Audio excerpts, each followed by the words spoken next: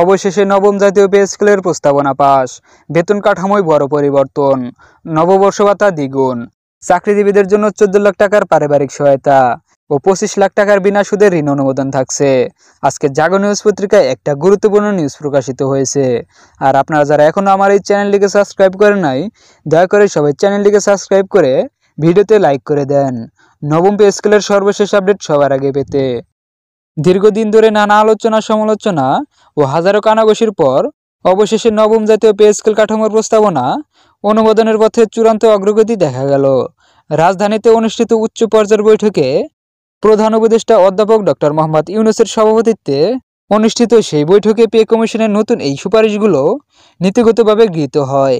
সরকারি চাকরিজীবীদের আর্থিক নিরাপত্তা, কর্মজীবনের স্বচ্ছতা এবং বাস্তবসম্মত সুবিধা নিশ্চিত করার লক্ষ্যে এবার পুরো কাঠামোতে একাধিক মৌলিক ধারণার পরিবর্তন আনা হয়েছে বলে বৈঠক সূত্রে জানা গেছে। আসলে গত কয়েক মাসে বিভিন্ন মন্ত্রণালয় এবং স্বতন্ত্র সংস্থাগুলো থেকে যে সমস্ত মতামত কমিশনের হাতে পৌঁছেছিল, তার ভিত্তিতে এই সংশোধিত প্রস্তাব তৈরির কাজ চূড়ান্ত পর্যায়ে পৌঁছেছিল। এবার সেই প্রস্তাবই উচ্চ পর্যায়ের আলোচনা টেবিলে তুলে ধরা হয় এবং প্রায় সকলেই নীতিগত সম্মতি জানান। অর্থাৎ দেশের সরকারি চাকরি খাতে এখন থেকে নতুন বাস্তবতার সূচনা ঘটতে চলেছে। নতুন কাঠামোয় বিশেষ দৃষ্টি দেওয়া হয়েছে নিম্ন ও মধ্যস্তরের কর্মচারীদের আর্থিক স্বাচ্ছন্দ্য নিশ্চিত করতে। শিক্ষা ভাতা, পেনশন সুবিধা, পারিবারিক নিরাপত্তা, উৎসব বোনাস থেকে শুরু করে কর্মজীবনের মর্যাদা সব ক্ষেত্রে এবার একটি দীর্ঘমেয়াদী পরিকল্পনা প্রতিফলিত হয়েছে। শিশুদের শিক্ষার ক্ষেত্রে যে আর্থিক সহায়তা এতদিন ছিল তুলনামূলকভাবে কম, সেটি এবার পুনর্মূল্যায়ন করে সন্তান প্রতি 3000 টাকা নির্ধারণ করা হয়েছে। 2 জন সন্তান পর্যন্ত সর্বোচ্চ 6000 টাকার এই সহায়তা পাওয়া যাবে।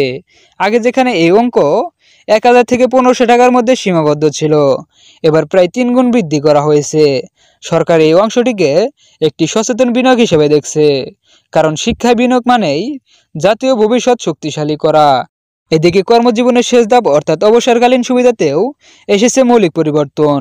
নিরাপদ অবসর প্রকল্প শিরোনামে যে নতুন কাঠামো প্রস্তাব করা হয়েছে, সেটির মাধ্যমে আরেকটি নতুন সুবিধা যুক্ত হয়েছে। কেউ চাইলে অবসর ভাতা এককালীন পাওয়ার পরিবর্তে মাসিক কিস্তিতেও গ্রহণ করতে পারবেন। একই সঙ্গে পরিবারের নিরাপত্তার জন্য থাকছে পারিবারিক সহায়তা তহবিল। কোনো কর্মকর্তা বা কর্মচারীর মৃত্যুর পর তার পরিবারের সর্বোচ্চ 14 লাখ টাকা অর্থ সাহায্য পাওয়ার অধিকারী হবে। এই অংশটি অনেক গুচ্ছ পরিবারে আর্থিক স্থিতির গুরুত্বপূর্ণ সহায়ক হবে বলে বিশেষজ্ঞরা মনে করছেন। আরেকটি নতুন চমক, চাকরিজীবীদের ব্যক্তিগত যাতায়াতের সুবিধা নিশ্চিত করার জন্য প্রথমবারের মতো 25 লাখ টাকার গাড়ি ঋণ সুপারিশ করা হয়েছে, যেটি বিনা সুদে গ্রহণ করা যাবে। শুধু উচ্চপদস্থ কর্মকর্তারাই নয়, নির্দিষ্ট শর্ত ও স্কেলের যোগ্যতা থাকলে মধ্যম স্তরের কর্মকর্তারাও এই সুবিধা পাবেন। বৈঠকে প্রধান উপদেষ্টা মন্তব্য করেন, এটা শুধু স্যালারি রিভিশন না, এটা রাষ্ট্রের পক্ষ থেকে একটা সম্মানজনক প্রতিশ্রুতি। যারা দেশের জন্য কাজ করেন তাদের নিরাপদ জীবনের দায়িত্ব রাষ্ট্র নেবে। তিনি আরও উল্লেখ করেন, কর্মদক্ষতা এবং সেবার মান ভবিষ্যতে পদোন্নতির ক্ষেত্রে বড় ভূমিকা রাখবে। উৎসব ভাতাতেও এসেছে বড় পরিবর্তন। আগে যেখানে 1 বা 2 উৎসবে মূল বেতনের 20% নির্ধারণ ছিল, এবার সেটিকে উন্নত করে বেসিক বেতনের সমান 100% উৎসব ভাতা দেওয়ার সিদ্ধান্ত হয়েছে।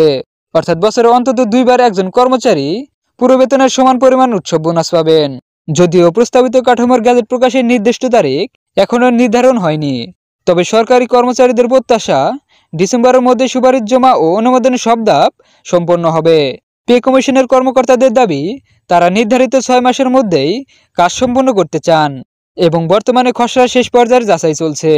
সব মিলে এই পে কাঠামোর মাধ্যমে একদিকে আর্থিক সুবিধার বৃদ্ধি, অন্যদিকে প্রশাসনিক সংস্কারের দিকেও নজর দেওয়া হয়েছে।